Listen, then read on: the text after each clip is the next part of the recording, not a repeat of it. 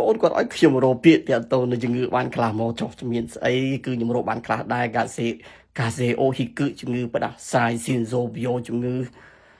បេះដូងស៊ីនសូនឹងថ្លើមមកស៊ីនសូវីយ៉ូជំងឺបេះដូងហើយហ្គាំងវិញជំងឺមហារីកតូញូវីយ៉ូជំងឺទឹកនោមផ្អែមកូកេតស៊ឺអាស៊ឺជំងឺលើសឈាម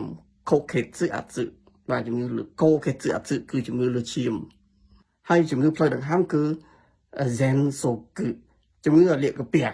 អីគេទៅ EN ជំងឺលាកកាពះ EN ដល់ពីជំងឺកាពះយើងនិយាយទូទៅគឺ EPO ជំងឺលាកកាពះជំងឺកាពះឈឺកាពះ EPO ពីគុណក្តៅគឺ NETS គ្រុនក្តៅចំណែកជំងឺថ្លើមវិញថាម៉េចទៅគឺកាំងโซពីយ៉ូជំងឺថ្លើមហើយដល់ពលហាគឺនិយាយថាសូគឺដូគឺពលហាហើយលាកពងកថាម៉េចទៅគឺ nodono enso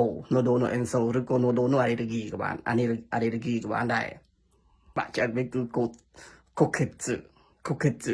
ឬក៏បាក់ឆ្អឹងឬក៏ជាពុកឆ្អឹងវាអាចប្រើជាមួយគ្នាបានដែរឬក៏ដឹងយ៉ាងណាពាក្យហ្នឹងគឺប្រហែលគ្នាកូកេតស៊ឺអូខេមានប៉ុណ្ណឹងឯងផ្លេចមួយទៀតគឺពោះវៀនដុសខ្នែងដែលតែងតែកើតឡើងញឹកញាប់ដែរគឺម៉ូឆូអូខេប៉ុណ្ណឹងចុះបាយយ៉ាស៊ីមីណាសៃស៊ីអត់ទៅខុយទេបាទអូយបាយ